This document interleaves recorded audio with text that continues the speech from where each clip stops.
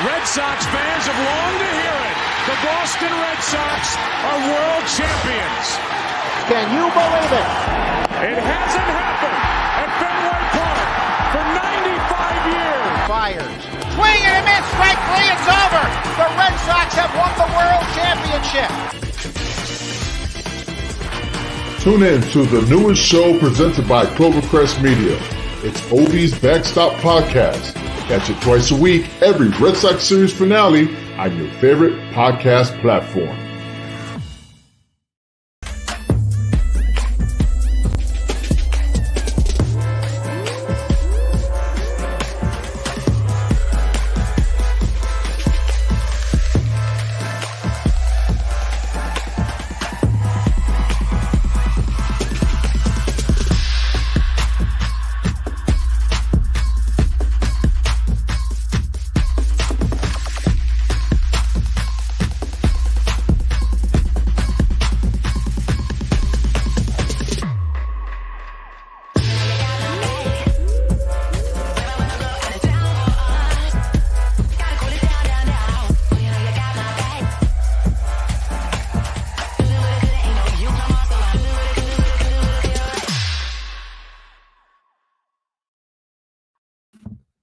What's going on, everyone? Welcome back to the Posting Up podcast here on Clovercrest Media.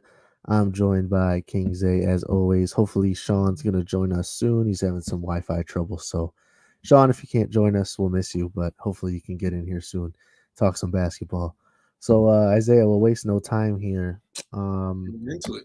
Yeah, right. So, a team that we talked about earlier in the season as kind of, we were asking questions, should they blow it up, trade everyone away, set for the future, build for the future. But now Toronto, the Raptors, they've won 4 straight games. They're 7-3 in their last 10 games. You see this as a team that could give, not really have championship aspirations, but maybe give some teams that are higher up in the Eastern Conference some trouble here come playoff time? It's funny. It's like every team that goes on a little run, we start wondering if they're the team to beat in the league. It's the greatest thing ever. I love this year. I guess, but when you talk about the top teams in the league, when you talk about your Nets, your 76ers, the Milwaukee Bucks, those are loaded teams. And yeah, they've been playing better as of lately. Kyle Lowry and Fred VanVleet are probably one of the best backcourts in the NBA currently right now. And you talk about Fred's been playing up to that $85 million contract that he's been getting. He's top 15 in assists right now. He's one of the best pull-up artists in the game. So I think they could give a competition to the upper teams, but do I see them as a real threat? Not really. When you talk about how loaded those teams are, and you talk about the Brooklyn Nets alone have 3 players who, if one of them is, if only one of them is playing, they could still probably make a deep run in the playoffs. So I think like I said, I think they can give competition to any team, but as a real threat, I don't see the Raptors being a threat. Sean, you? Welcome, by the way. Yeah, Sean. I didn't hear what you fully said, but there at the end, I think I agree with that. I think that, I wouldn't put them into class with the Nets and the Sixers. I think they're above and beyond everyone else in the East right now. But I would put them a tier just below that with teams like the Celtics and the Bucks. Obviously they've been playing really well lately, and I think people got to remember, they're pretty much or every game this season is pretty much a road game for them. They're in Tampa. They're away from their families in Toronto. So it's, they pretty much don't get a home game all year. And I think that's part of the reason why they were struggling early on. And I think they've been doing a lot better since then, just getting adjusted to Tampa and, life in Tampa, life away from Toronto. And then on top of that, some of their star players like Pascal Siakam and Fred VanVleet, they kind of started off the season pretty slow, but they've really picked it up recently, especially in the last couple of games without Kyle Lowry. He's been out for the past 3 or 4 games with a thumb injury, so they've really stepped it up. And then, they get contributions from their role players too. Norman Powell, he's averaging 21.5 points in the month of February. He's really stepped it up. OG Anunoby is an elite wing defender. And then Chris Boucher, I think, is one of the most underrated big men in the entire league. He's a great rim protector, and he also knocks down 45% of his 3-point shots, so he could stretch the floor, and he does it inside. So the role players are really starting to pick it up, and once they get Kyle Lowry back, I think they're just going to continue to keep pushing. So I think they're right in the tier below teams like the Nets and the Sixers. Yeah, so this is a Raptors team that's snuck their way into 5th place in the East, and obviously standings right now, seeding wise, don't really mean much come midseason. It really matters how you grind it down to the end of the season. But yeah, I agree with what you guys were saying. I don't put them on the top level of Eastern Conference teams, but I certainly can see the Raptors come playoff time maybe win a playoff series one against maybe a 4 or a 5 seed, um and then giving in the second round one of those teams, Milwaukee, Brooklyn, Philadelphia, giving one of them a hard time, not necessarily winning the series, but tiring them out for the next series and really having an impact on that team's performance throughout the entire playoffs. That's kind of what you look for with these mid-tier teams, for them to kind of just tire out the competition and make other teams' roads easier. So you just hope to be on the other end, because I think Toronto is a team that we saw them kind of claw their way back into the series last season with Boston and kind of make an impact. And a lot of people put the strain that the Celtics took during that series, the main reason the Celtics didn't advance to the finals last year, and suffered the loss to Miami. But yeah, I think the Raptors are definitely heading in the right direction.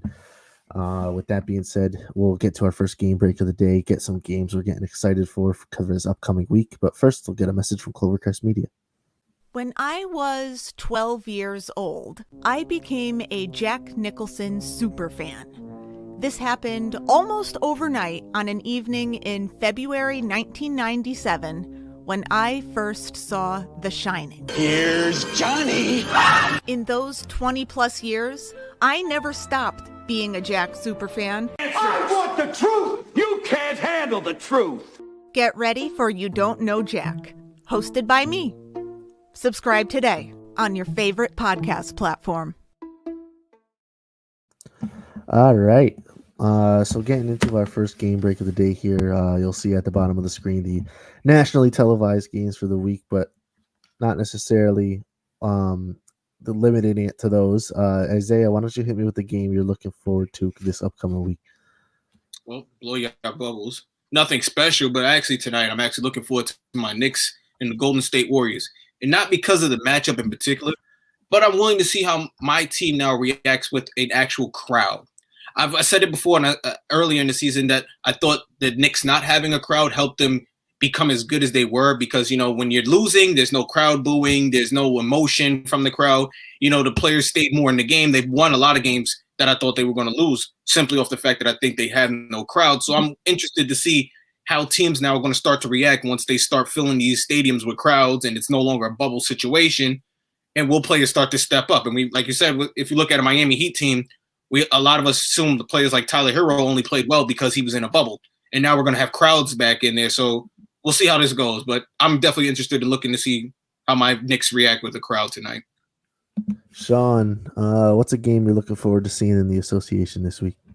Yeah, it's actually tonight too. It's 10 p.m. It's going to be the Wizards and the Clippers. The Wizards, they've won 5 straight. They get the big win against the Lakers last night, and they've been beating some pretty good teams during this win streak. I think Russell Westbrook, his 3-point attempts are down, and I think that helps the team tremendously. It's more for him to more time for him to go to the rack and dish it out. And then obviously Bradley Beal, we all know, probably the best scorer in the league right now. So I'm definitely looking forward to that. And then the Clippers, they just got Kawhi and Paul George back, so they'll be at full strength. So I think it's going to be a lot of offense tonight. I'm sure of that, and I'm definitely looking forward to that one. So which game would you pick, Lucas? Yeah, no, let me say first that was one of my picks just in my head, but I didn't end up going with it. I think the Wizards, it would be great to see if they can beat the 2 LA teams back-to-back nights after beating the Los Angeles Lakers in overtime last night. But my game coming up on Friday, and I think it's at 10 p.m., is the Lakers versus the Trailblazers. Obviously, Trailblazers are probably the most West Coast team in the league as far as distance from here goes, or at least from me. And I, they play late. They play at 10:30, so I don't always get to stay up and watch a lot of their games. But it's a Friday night, so I'll be up watching that one. Portland, they've looked excellent this year. Damian Lillard's averaging nearly 30 points and 8 assists per game. Then you got guys like Robert Covington being a stud on defense. He's averaging 1.5 steals and 1 block. And as Canner, who's also a great defender, pulls down some rebounds, can get you a couple buckets. And then role players like Gary Trent, Carmelo Anthony, they can get you buckets too. I'm not sure. Do you guys know, is CJ McCollum back playing yet, or is he still out? Oh, yeah, he's still out. He's still out, yeah. Okay, so that's why I didn't bring up his name. Just wanted to make sure he was still not playing, or else I was going to give him his credit where it's due. It might be an orange and blue next time you see him. So, this Trailblazers team's exciting, and obviously we know the Lakers situation right now with injuries. Guys like, obviously, Anthony Davis, who's so important to that team, and Dennis Schroeder, who coming off the bench, whether it's coming off the bench or starting for the Lakers, he's been impactful this year. So these are one of those teams like we talked about last Saturday, where teams need to start taking it. It's an unfortunate situation for the Lakers, but other teams in the West need to start taking advantage of the Lakers being so beat and bruised and injured, and move their way up the standings while they can, before AD gets back and starts punishing teams. If he comes back, did they push their timeline back again? I believe on him. And I know he did. I said it earlier. This is a very tricky injury. Last time we saw this, it was Kevin Durant, and it turned into becoming an Achilles tear. So I'm just telling you, they brought it back too early. Strain is a very scary thing, because the Lakers lose him, they can kiss this season goodbye. There's no replacement. No. There's no replacement Anthony Davis. I'm sorry. No, Anthony Davis is not someone you can just go and pick a replacement for. Anthony Davis is certainly a special talent. Some would argue top 5 talent in this league. So. I think we've seen that already too. Just that they've been struggling a lot. I think they've lost 3 straight, and 4 out of their last 5. And initially when we came on the episode and we said, did we think they were going to struggle? I said I didn't think they would because of the depth that they had. But I mean, LeBron, they obviously have proved me wrong. LeBron has to carry the show right now, and Montrez has been giving them a little bit of help, but all the other role players really haven't done much. So they're definitely hurting without AD, and I think it's going to continue. Yeah, no, 100%. They are down bad without Anthony Davis. I'll tell you that right now. Yes. So next here, I wanted to get into kind of like a player who's been rumored to be shopped around the league this season, and someone who I actually don't think fits in the current system they're in, and really doesn't have the opportunity to bring out the best of his abilities. That's Lonzo Ball with the New Orleans Pelicans. I wanted to go around the circle here, guys. Where can Lonzo fit in? Because it's pretty apparent that he doesn't fit in New Orleans. So, Zaya, you looking kind of confused right now. You think Lonzo can fit anywhere, or? I think we're starting to see that LaMelo might be the best ball, and I hate to say that, but it's looking like it's the truth. I think Lonzo's best shot was in LA, and when it didn't work out there, it just wasn't going to work out anywhere else. Like you said, the system isn't working for him in New Orleans. There are plenty of teams that could use a point guard, but he's a very iffy shooter. I just don't know where you could just fill him in and expect to become a contender, basically, or at least compete in the playoffs. I just can't think of a spot. Maybe Sean can. He's way more. Yeah, Sean, you got anywhere for Lonzo? You think he'd fit in better than New Orleans? I think one team that should be looking to trade for him is the Miami Heat. I think that they don't have a true point guard right now. Goran Dragic comes off the bench, and they've been playing Kendrick Nunn there the past couple of games. But I think Kendrick Nunn's more of a scoring 2 guard. I think he'll be better off the ball. But I think they need a true point guard, and Lonzo will help with defense. He's one of the better defensive point guards in the league. Also, Zay mentioned that his shot is kind of broke, but in the last couple of seasons, it's been better. He's been improving his 3-point shot, and we've seen it this year. So I think that I said iffy. All right. His guy's point guard his shot is broke. That's true. But I mean, his shot's getting better though, and then he's a great facilitator, so he'll be setting up guys like Jimmy Butler and Bam Adebayo. So I think that would be a good fit for them. I think Miami needs to do something at the trade deadline after making the finals last year. They obviously have been very upsetting this year. And even with Jimmy Butler coming back from injury, the first couple games were hot, but they started to cool off a little bit now. So I think that's one team that could look to trade for him, because I do agree. I don't think Lonzo his best fit in New Orleans. I think that, they've obviously been struggling this season. So I think that he will be on the move by the trade deadline. I definitely won't be surprised. And I think Miami is a destination where I could see him ending up. You think there's going to be trades? I think Lonzo could get traded. I wouldn't be surprised. I don't see many trades. I just on my end, I don't see many trades happening this year. In the league itself? Yeah, as far as the league goes, I don't, unless something booming happens right before the trade deadline, I don't see much movement going on. Is there a reason for that, like COVID-wise, or you just think it's just everything's just kind of flowing steady? I just didn't. I don't know. Maybe it's the way teams have been. You hear a lot of speculation all year long, and nothing is happening. So I just don't see anything just happening right before trade deadline. I don't see anything popping off. That's just the way I see it. I think teams are pretty set the way they are. And like you said, with COVID and all moving around, it's probably making that a lot more difficult itself. But I don't know. Look, we've seen one trade this year, I believe. That's true. I think the Knicks traded. Knicks getting Derrick Rose, yeah. I think that was it. I don't think we've seen any other trades this year. One if Lonzo does get traded, one place I could see him fitting in, James Harden. James Harden, yeah. About that. Oh yeah. How can we forget about that one? How can we forget about that, right? It's easy to forget. But it's few. But it's few and far, is what I'm saying. It was 2 trades. There definitely has been a lot. Somewhere I think Lonzo could fit in is one of the top teams in either conference. I have 2 teams here. I'm going to go one-on-one. One team in the East, I think Lonzo could fit into that. They're rated highly, top of the league. I think they're 3rd in the league in pace, which is, basically just how fast their offense moves. And that's Milwaukee. I think that, Drew Holiday could work at the 2 guard. Then that's pushing DiVincenzo to the bench, but that's obviously just more depth for them. And I think Lonzo could set up the Greek Freak with some pretty sick lobs. So I think Lonzo could fit in the Milwaukee system. Somewhere else I think he could fit, who's also 2nd in the league in pace, is the Los Angeles Clippers. I think I was thinking that too. They need a true point guard.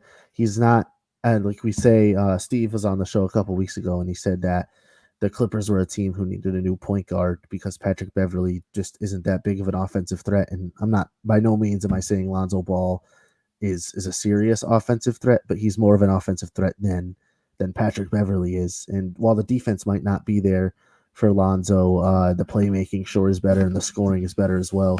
So I think the Clippers is somewhere that Lonzo certainly can find a home. So with that being said, we'll get to our second game break of the day, break down some things going on across the league. But another message from Clovercrest Media first. Looking for a casual baseball podcast to listen to? Well, Baseball with the Bard, presented by Clovercrest Media, has just what you're looking for. Tyler Bard and Noah Cross cover a wide range of happenings in the MLB and then dive into a deep focus on the Red Sox and Yankees. Join us every Sunday at 11 a.m. Eastern Standard Time for your weekly dose of Baseball with the Bard. All right, so some things going on across the league. This is probably one of the biggest ones that I've seen. The Rockets are going to, or have already, I'm not sure if they have, but DeMarcus Cousins' time in Houston is over. Sean, we'll go to you first. What's a team that could use DeMarcus Cousins? Because obviously he's going to be chasing me. We're talking before the show, and he said DeMarcus Cousins is certainly going to be ring chasing. So what's a team that you think could actually use DeMarcus Cousins where he can play a significant role in a championship run? I think the Celtics are one team. I've been saying this a lot all year that they need a big man, and we've been saying it on the show. It's been a recurring topic, but they need a dominant big man down there. And obviously, DeMarcus Cousins isn't the DeMarcus Cousins that he was in Sacramento, or even early on in Golden State before or New Orleans before the injuries. But I think that he is a good presence down there. I think he gives you a lot more scoring than Daniel Tice or Tristan Thompson would down there. And he might not be great defensively, but he could set up. He is a good playmaker too. He's one of the better passing big men in the league, so he could set up plays for Jaylen Brown, Jason Tatum. Obviously, help that offense a lot. So I think that's one place that makes sense. And obviously, after being waived and after a couple cheap deals, I think that it won't take a lot of money to go get him. So I think that that's one place that makes a lot of sense. But another team I was thinking of is obviously he got away from them last year. The Lakers, though, I think that I was hearing it on the broadcast last night, watching the Wizards-Lakers game, but they brought up how they're missing JaVale McGee and Dwight Howard, and I think it makes a lot of sense. I think that they need that big man, especially with Anthony Davis being out. So I'm not sure the Lakers would look to do that because obviously, they had him last season and waived them the same deal. But I think that it's a place that makes sense, especially with AD being out. Isaiah, where you got DeMarcus Cousins going, making an impact? Well, I had the Celtics for whatever reason. But you know what? Actually, when I think about it, long term, my Knicks could actually use him just for a quick fill-in. Mitchell Robinson's out, broken hand. He'll be back within probably another 3-4 weeks. But I don't think there's any type of risk in tape signing him. You sign him. If it doesn't work out, you cut him. You get Robinson back. And if it does work out, you continue to keep pace in the East, which is all separated right now by one game. You talk about one game separates the Knicks from 7th to 5th place or 4th place. So I think if you get a guy like DeMarcus Cousins who can come in and give a breather to Noel, and then you can you maybe keep pace in the East, but I don't see him. Like I said, other than the Celtics, I didn't really see a spot for him going. No, yeah, I agree with that. I think he could be useful on any team he goes to. It doesn't have to be a championship contender, but knowing DeMarcus Cousins, I think that the Suns actually is an interesting one because obviously they have DeAndre Ayton starting there, so he could come off the bench. But I was doing a lot of thinking before the show, and then it came to me. I was like, oh man, the Nets, they're looking for a center. Why doesn't he go there? That'd be a perfect fit. Blah blah blah blah blah. And then it just came to me, and I was like, DeMarcus Cousins was one of the big guys who spoke out against James Harden in the whole Houston situation. So I don't think that that would work out in any sense, locker room wise, or I don't even know if that's a destination that DeMarcus Cousins would be willing to go to at this point, given he 3 months ago not even was bashing James Harden on live TV. So I like I'm gonna go with Sean here. I like the Celtics. I mean, it just makes too much sense for them not to go after a guy like DeMarcus Cousins. I mean, you mentioned it, Sean. They just need a big man. I mean, obviously defensively, you said he's not that great, but the dude still just needs to go out there and be a presence. I mean, you one picture I always think of when thinking of DeMarcus Cousins' presence in the paint is that picture where Karl Anthony Towns is backing him down and DeMarcus Cousins is just like bodying him up, and Karl Anthony Towns is making that face like he's like crying. So I think just looking at that picture, Danny Ainge should put a piece of paper and a pen in front of DeMarcus Cousins and get him signed onto the roster. So another interesting thing I saw here, Pau Gasol is going to resume his playing career in Spain. Nothing much to say on that, but I think that's pretty cool. He's going to go back to Barcelona where he started his professional basketball career. Obviously, he's not as athletic, or I don't even know if he ever was that athletic, but he could be an impact player, an impact veteran on a team that might need it. I don't pay too much attention to the Spain basketball league, but someone who else is coming close to returning to basketball, and that's James Wiseman. His wrist injury is near healed, and he should be coming back within the next week or two to the Golden State Warriors. And then hopeful for tonight. Oh, is he questionable for tonight? I believe so. I believe the other night they said he was doubtful for tonight. So interesting. So we'll see how that works out. They said he's expected back tonight. Okay, so obviously if he's not, it doesn't end up coming back. He's closer than I thought he was. So that is a good sign for the Golden State Warriors. And then something I wanted to get your guys' opinion on was comments were made last night by LeBron James after their overtime loss to the Washington Wizards. He kind of got upset at reporters for asking him if he's tired, if he needs a rest. And he brought up the fact that he thought he needed rest before the season started because of the short turnaround. But right now he feels fine, and he wants the questions about if he's tired and if he needs a rest to stop. Isaiah, LeBron logged 43 minutes last night. How much longer can he keep this up carrying this Lakers team before something bad happens like we saw with Kobe Bryant in 2014 when he tore his Achilles? Oh, he can't keep it up right now. And if Anthony Davis doesn't come back anytime soon, that team is absolutely going to continue to drop. I love LeBron. He's one of the greatest players I've ever watched play the game. But he's at an age right now where he can't do it by himself, and he doesn't have the talent around him to get it done. And it's just going to be like 2 years ago when he didn't have AD before, and they completely missed the playoffs. When he was, I believe he was injured and he missed a couple of games that year also. But it's going to be a similar situation where LeBron alone isn't going to be enough to get that team into the playoffs. I mean, he probably does need some rest. He's old. I'm sorry to say it. He's old. 36. Yeah, 36 years old is not young in any sport whatsoever. Maybe if you're a kicker in the NFL, but that's about it. Sean, what's your thoughts on the whole situation here with LeBron James? I think that the minutes are definitely high for him. But it's LeBron James. He's a different animal. He hasn't showed any signs of slowing down, and it's not like he has an injury history in his past. So I don't really think it's too much of a concern. Obviously, he played 43 minutes last night, but it's a game that went to overtime, and without all those minutes, the Lakers would be getting beat by even much, much, much worse. I mean, obviously, the role players around them. If LeBron's only playing 30 minutes a night, they would have no chance, especially without AD.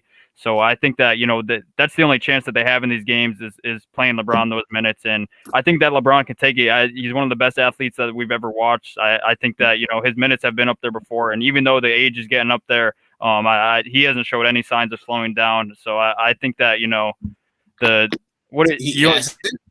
No. He hasn't? He doesn't run down block anymore. He doesn't play a full defense like he used to. He's not as aggressive on defense as he has. Offensively, he's not the same. He turns it on when he wants to. Even LeBron has said himself that he doesn't even take the regular season seriously no more. He stores all that energy so he can get in the playoffs. He doesn't have the energy no more. He's slowing down, bro. He doesn't. I don't know what Lakers games you're watching, but I don't see any signs of slowing down at all. The athletic ability looks like the same as it was 10 years ago. You watched him against Kevin Durant in the finals a couple years ago, and you could see his game was completely slower than it was even before. It can continue to slow. He's not the same person he was when he was on Cleveland. He's not the same player he was from Cleveland when he was on Miami. It's not the same thing. It's a different style of play, but the athleticism is still there 100%. I don't. Athleticism is you can't take that away, but the fear is gone. That fear is gone. Players do not fear the rundown LeBron no more. It's not there no more. I'm sorry. I beg to differ, but I agree that in the regular season, the defense is definitely not as great as it is in the postseason. But every postseason LeBron is in, he shows that he could take it to that next level. I mean, last year he was dominant defensively in the playoffs, and he knows when to turn it on. But that's signs of slowing down, is what I'm saying. LeBron would always play hard. He pushes teammates to play defense. 48 minutes, go hard. Now he doesn't even do it himself. I agree. Slowing down. I agree that he's preserving himself a little bit more than he has in the past because he knows he's getting older, but I don't think it's any signs of slowing down. When he wants to turn it on, he could do it. Okay. No, I'm not gonna. I mean, we'll leave it at that, I guess. Yeah, we agree to disagree. I call it preserving energy. I call it slowing down. I mean, all right. I get your point, but I just don't think that there's been any signs of slowing down. And he's a different animal. I just think that the minutes are not really going to slow him down that much, and I think that he'll be fine. If AD is out for a long period of time and he re-injures the Achilles, then sure, I think that it's definitely going to be a worry. But if it's only for the next couple of weeks, I'm not too worried. All right, that was very entertaining for me to watch. I kind of agree with little parts of what both you guys said. I agree, Isaiah, with what you said about if Anthony Davis can't return to this team for any time in the foreseeable future, that this Lakers team is just going to continue to drop down the standings, and that's just a question of their depth. Like Sean said, he thought they were deep enough to continue their high level of play without Anthony Davis, but it's been evident lately that they're not. But I also agree with Sean that LeBron kind of reserves his energy for the postseason, but I do see it from Isaiah's point of view how the old LeBron it was 110% 24/7 all throughout the regular and postseason, and now age is showing a little bit, so he has to kind of reserve himself for times that are more important. And obviously, that's the postseason. So, with that being said, people are talking. A lot of people are talking about awards. So I wanted to get, this is kind of the middle of the season right now. We're about to go on All-Star break in a few weeks. So I figured what a better time than to do our mid-season awards. We've talked a lot about MVP. You guys want to do MVP? I didn't include MVP, but do you guys want to do MVP? I would, yeah. I think it's Joel right now, but that's who I would go with. Let's go it. Mid-season MVP. All right, Sean, give me more on Joel. Why you got him at your MVP? He's completely dominant. We talked about it last show, but I mean, with the 3-point attempts down, he's getting it done in the paint more than he ever has in his career, and also from the 3-point line with the his attempts being down, he's hitting them at a career high. So and scoring 30 points is a game. 30 points a game as a big man in today's league. I mean, that's tough to do. Obviously, the big man is kind of going away in today's NBA, but he's showing that, there's still the few dominant players out there. And obviously the Sixers, they've been upsetting the past couple of years. They have a lot of talent with Simmons and Embiid, but, they haven't really pushed it as far in the playoffs. And, their seeding hasn't been that great, but he has them as the number 1 seed right now. And, he's being dominant on the offensive side of the floor. And then on top of that, the defensive side of the floor. I mean, he's still one of the better rim protectors. He's one of the more athletic big men. He'll get you some steals too. So I think that he does it at both ends of the floor. He's been completely dominant this year. I think, probably other than Shaq or maybe Magic Dwight Howard, this is one of the more dominant. I don't think he's at Shaq's level, but I'm saying since Shaq, other than maybe Magic Dwight Howard, this is one of the most dominant big men that we've seen, and he's having a tremendous year. He has the Sixers at the top of the East, so I think that he deserves the nod. Isaiah, midseason MVP, who you got? Is that a question? My man Randy. That's not even a question. Yes. And I think a lot of people take it out of context. Julius Randle is playing really, really great this year. You're talking about their games where he dropped, I think the other night he had 44 points to help the Knicks get a win, to secure that win. He's been doing 30, 40 night in and night out for this Knicks team since the season started. He was written off a while ago. Nobody wanted him a couple of years ago. The Knicks were the only team to sign him as a free agent. He would turn out to be who he is. He looks like the second coming of Earl the Pearl. Like, he is amazing. I'm not even kidding you. And I believe the MVP, it doesn't have to necessarily be the biggest name in the league. I believe the MVP award means the person who's most valuable to that team. And if you take Julius Randle right now and you put him off that team, that is not the same Knicks team. So for me, he's my midseason MVP. I don't know about full season, but right now, midseason, he's my midseason MVP. Yeah, I can't agree with that, but I'm gonna have to. He's got the best. They got the best defense in the league. One of the best defense in the league. That's true. He's leading in assists. He's leading in points. What do you want him to do? What more does the play have to do? I'm sorry, Lucas. Before you get more, you're good. What more does he do? I think the Knicks team success just has to be better, but I don't hate that argument at all. He's definitely one of the most valuable players to his own team in the league, and I agree with your statement. If you take him off that team, they're definitely nowhere near where they are. So I don't hate that pick. It's just usually the MVP gets picked if only if they're like a 1 through 6 seed. But I get what you're saying though. I think that's part of the issue with the award. I don't disagree with that. You're right. That certainly what Sean just said is 100% correct. But I'm gonna have to go and agree with Sean that Joel Embiid is the MVP. All bias aside, if I was as hard as that is to believe, Jace is right. The Embiid could be the key to the Sixers taking the Eastern Conference. Obviously, there's a lot of teams towards the top that have trouble defending the big man. I mean, he's had 2 ginormous games against the Celtics this year, so they better pray we don't meet them in the playoffs unless they sign a big man. Because Joel Embiid has torn them apart this year. So I think we're better defensively this year than we were last year too. I know we were swept by them, but I just think Joel Embiid has brought endless value to the 76ers. I do agree with the point that Isaiah made that, the 76ers would probably still be a halfway decent team without Embiid, but the Knicks without Randle would be a train wreck. So I respect Isaiah's pick, but I'm going with that. I'm going with Joel Embiid here at the midseason. Next award I wanted to do was what's up? I just want to say one. Can we just acknowledge the fact that the Celtics and the Heat aren't the Celtics and the Heat of the past? They're not a threat. The only team you really need to be worried about right now is Brooklyn in the East. I'm sorry to say it. And I think y'all are going to need y'all going to need a shooter before y'all can beat the Nets, even with the way your big man dominates in the paint. Because when you have those three guys that can score like that and get to the foul line just from someone breathing on them, absolutely a threat. They are the team. I think I've been a huge supporter ever since the news came out that they were shopping him, that the Sixers need to make JJ Redick a priority. So I think that needs to happen as soon as possible. But I was upset when they let him walk in the first place. So JJ Redick needs to be back on Philadelphia.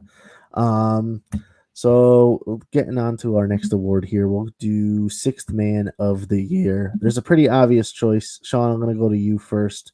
But hopefully we can scramble some names together, make it a little bit interesting. Sean, who you got Sixth Man of the Year? Yeah, I mean the favorite's definitely Jordan Clarkson. That's who I would go with right now. But I'll make an argument for another guy. I mentioned him before when we were talking about the Raptors, but I think it's Chris Boucher. I think that he's been tremendous off the bench for them this year. He's got a career high in minutes. He's playing 23 minutes a game, and he's also giving you 13 and 7 off the bench. So I think that the Raptors, a lot of Raptors' success, especially with the win streak going on, has been attributed to Chris Boucher. I mentioned that he's great rim protector. He gets it done in the paint, but he also could stretch it out with the 3-pointer. I think that he's just a very unique player. I think he's one of the more underrated big men. So I think that, obviously Jordan Clarkson, I think would probably be the runaway favorite. But I think that Chris Boucher is a name that should get some recognition. What about you, Zay? Well, it's obviously Jordan Clarkson. He's playing on one of the best teams in the league right now. He's coming off the bench and what he's got to do there. But like you said, Chris Boucher and Eric Gordon are two players who can definitely be up there on the list of players who are coming off the bench playing really well. But for me, it's Jordan Clarkson by a mile. To make Jace happy, him and his jab. It irritates me to say it. But yeah, he's definitely my sixth man. Who you got? Yeah. So let's just pretend Jordan Clarkson retires and he's out the league. All right. And Isaiah, I know last round you laughed when I said no bias involved, but this is 100% biased of me. I'll admit that right now. Give Mr. Shake Milton Sixth Man of the Year. We're playing bias to give me Emmanuel quickly. What are we doing? What are we doing? Dude's averaging 40 points a game. Could you imagine? 14 points a game, shooting 44% from the field. Little low, around 30% from three. But he's been effective off the bench for the Sixers. I mean, that was one of our problems last season, was the bench depth, and he kind of rose to his role last season towards the end of the year, and he's kind of stepped right back into that role and filled it magnificently. So he'll definitely be the team's Sixth Man of the Year. But let's say Jordan Clarkson is out of the league by the time the awards come out. Let's get Shake Milton in the running for that. Let's get on to we'll go to another mid-major award. We'll go Most Improved Player. Sean, who you got Most Improved? The guy that I have, I'm sure that is Zay is going to bring up, so I'll let him talk about him. But the other guy that I had up there is Jeremy Grant for the Pistons. Obviously they've been terrible this year, but he's having a career high year in every statistic. He's averaging 23.5 points per game with 5 rebounds and 3 assists. So the Pistons have been terrible, but obviously I think he's reached his full potential. Obviously he was kind of stashed away in the bench for the Thunder and the Nuggets. He wasn't the number 1 or even number 2 option on those teams. So I think he's finally getting that chance to prove himself. And I think, if Detroit could ever get some talent in that city, ever get a good team, I think that, that he'll be a good player to build around because like Jay said, he's a very solid option, but not just on the offense side of the floor, but the defense side of the floor. He's super long. He could probably defend 1 through 5 with his versatility. So I think that, he's a great player that should definitely get some recognition here. So I think that he'll be definitely right up there in the votes when it comes around. But who do you guys say? I'm sure I can guess this one, but you want to say it for me? This is a more serious pick, though. I would put him, though, as a long-term season pick. I do pick Julius Randle for this part because I do believe he is the most improved on the team, not only in the league, but I do believe he's the most improved on the team. But I also believe that this team isn't a number one. Well, I don't want to say number one, but top 3 defensive team because the numbers change every night. Top 3 defensive team in the league without him. He's been the anchor on defense. He's been the anchor on offense. He's been everything that team has needed him to be. And a team that was supposed to be written off after we traded Kristaps Porzingis, who was supposed to be what he was basically supposed to being for us. And he has has done absolutely nothing since he's been traded to the Mavs. So who not to mention is being shopped right now. And there's that too, being shopped around. So yeah, for me, it's Julius Randle stepping up and being the guy this year. Yeah, no, those are 2 great picks, but someone who's really stood out to me, both on the court and on my fantasy team, has been Mr. Christian Wood of the Houston Rockets. Obviously, the Rockets, without Christian Wood, are a train wreck. They've lost 8 straight games. They haven't looked good at all, and they were a team we were talking about after dumping James Harden. Kind of, we thought could sneak into the playoffs and win a couple playoff games, but that went fast. yeah, that went very fast. Christian Wood's a guy. He's averaging 22 a game. Obviously, he's injured right now. He's pulling down 10 boards. He's shooting 55% from the field and 42 from 3. He could work on his free throws, but that's not ultimately important in a big man. But yeah, Christian Wood, obviously, when he was playing, he was taking this Rockets team to whole nother levels after James Harden left. And even when Harden was there, he was still playing out of his mind. So most improved for me has to go to Christian Wood. Although, yeah, no, Jason's right. Christian Wood was the reason that the Rockets were so non-reluctant to let DeMarcus Cousins just walk. And but I think we all make great picks for that one. I think any of those guys have a fair chance at winning the award. Let's go to we'll do Rookie of the Year before Defensive Player of the Year. So, Sean, who you got running the Rookie of the Year this season? Yeah, I gotta go with LaMelo Ball. Obviously, he's been great so far. The Hornets are actually, they're a lot of fun to watch this year. Especially offensively with the way that the guys around him have been playing better too. But he brings the intensity to that team. He's a tremendous passer. He gives you some boards as a bigger guard, and then he can score the ball too. To start the year, he was. He started off the year a little bit slow shooting the ball, but his percentages have gotten a lot better as the season has went on. So I think as the season goes on, the 3-point will climb even higher. I think that he's one of the best playmakers in the league, and I think that he's definitely going to be the favorite for the Rookie of the Year. I think that within a couple of years he'll be one of the better point guards in the game. I just think that he's super young right now, but he's only going to get better. And like Zay said earlier in the show, I think he's already better than his brother Lonzo. So I think he's going to continue that. But the Hornets, they're a team to watch out for. They're a lot of fun to watch, and it's because of LaMelo Ball and the energy that he's brought to that team. So who do you got for your Rookie of the Year, Zay? Shockingly, it's LaMelo Ball. I had him too. I think Tyrese Halliburton is playing really well, but again, sucks that he's on a losing team.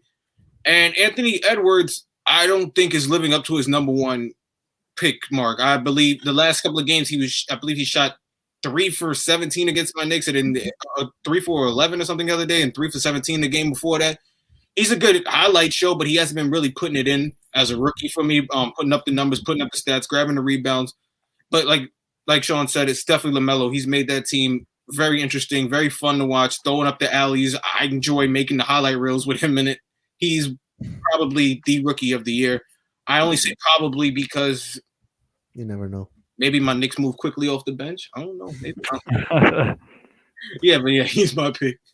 No, I mean this is one of those awards that I think right now it's like Isaiah said earlier about Jordan Clarkson. It's a mile away from being a contest.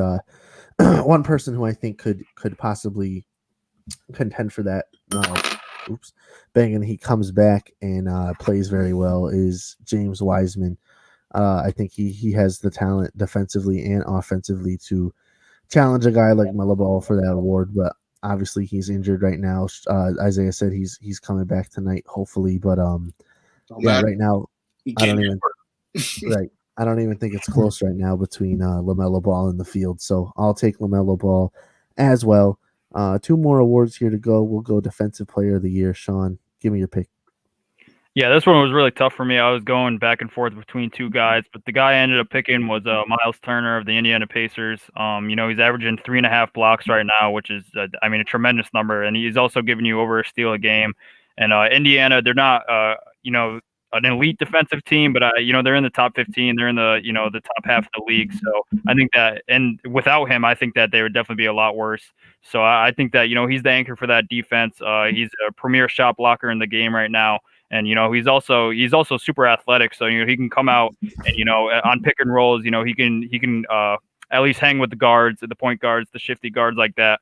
So I think that he gives you a lot of versatility. He's got the athleticism, and he gives you a lot defensively. So I'm sure someone will mention the other name that I was thinking about, but Miles Turner would be my Defensive Player of the Year right now. How about you, Zay? Actually, this is actually one of those positions. I didn't have one yet. I haven't picked the Defensive Player of the Year. I honestly haven't been really looking at that stat for the most part. I've been really doing most of our offensive, watching most of the offensive stuff for our highlight reels. So I haven't really got a chance to pay attention to the defensive end of things. Couldn't even tell you who I would probably pick. I couldn't tell you off that, honestly. I haven't paid attention enough defensively to tell you guys right now. I'll ask you this then. Sean's pick of Miles Turner. Do you think those stats, 3.5 blocks and a steal and a half? Does that jump out at you? Does Miles Turner seem worthy of it? Not when you got a guy like Mitchell Robinson. No. Yeah, he definitely does. Obviously, when you've seen players who won it before, Rudy Gobert or Giannis, they weren't putting up the. Sorry, they weren't putting up the greatest numbers, but they put up numbers defensively that helped out. So obviously, like I said, I don't have a pick for this spot. You guys are gonna have to go past me on this one. I haven't had a pick for this one yet. No, that's all right. So bringing back Jace's little comment down there, I got Rudy Gobert running my Defensive Player of the Year spot so far. I mean, the dude is a rebounding machine. He's pulling down nearly 13.5 rebounds this season. He's averaging nearly 3 blocks, which is crazy. He's not so much of a threat stealing wise, but that doesn't really matter. Another thing that's not on the stat sheet is just Rudy Gobert's impact.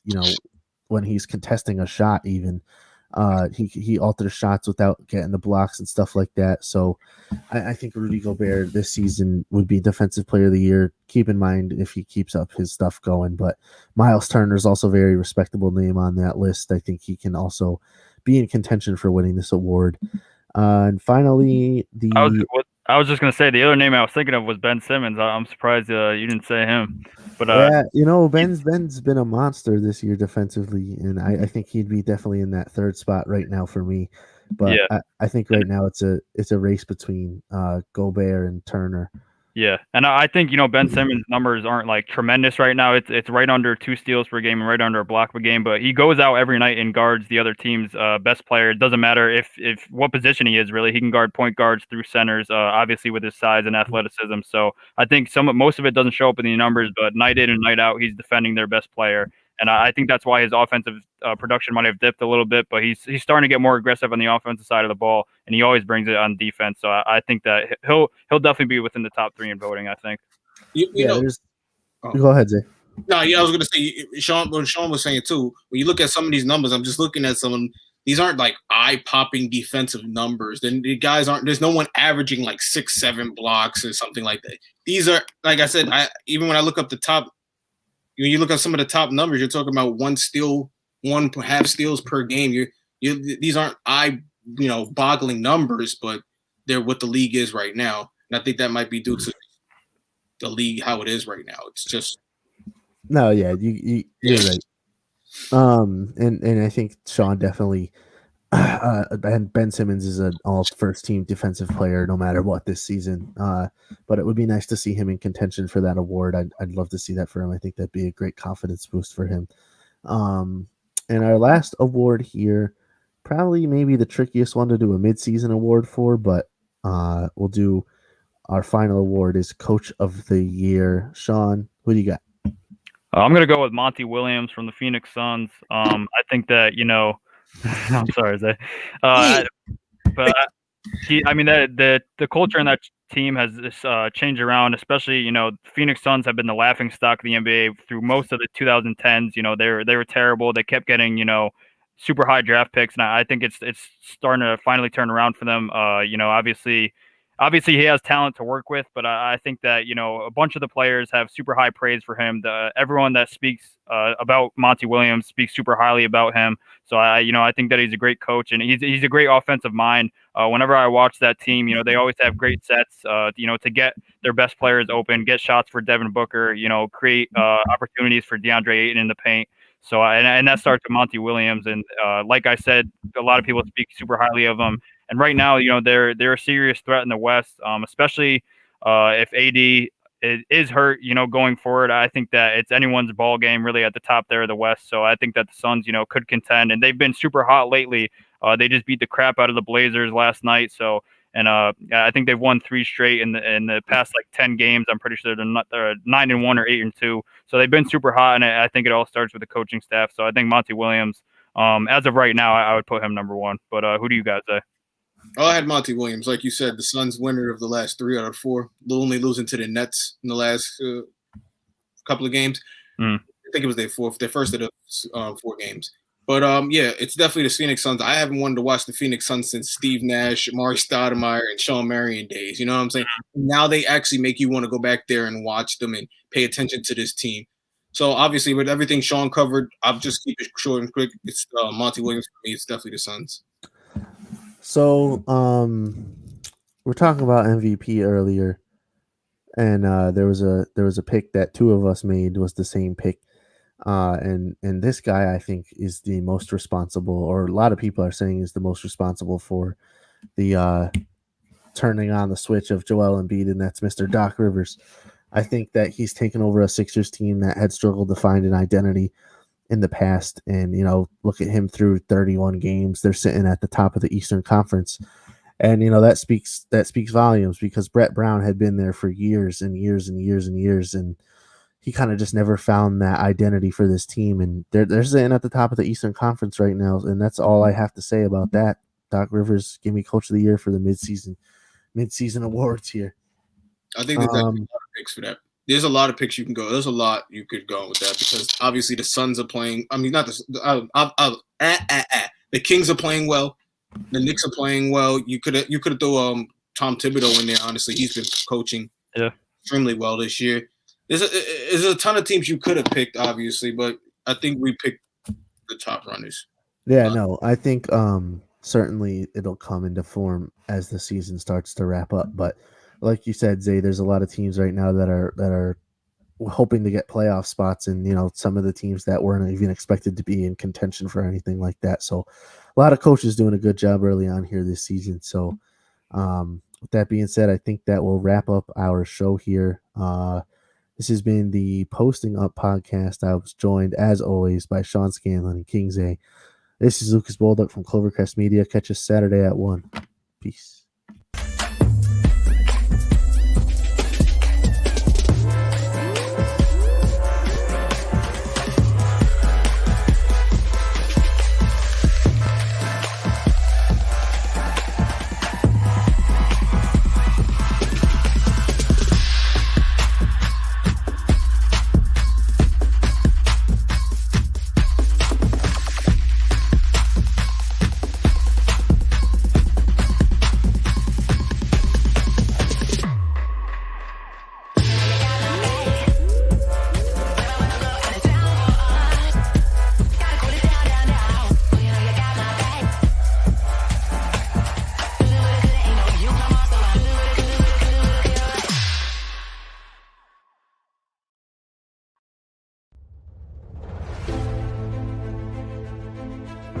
I love wiffle ball.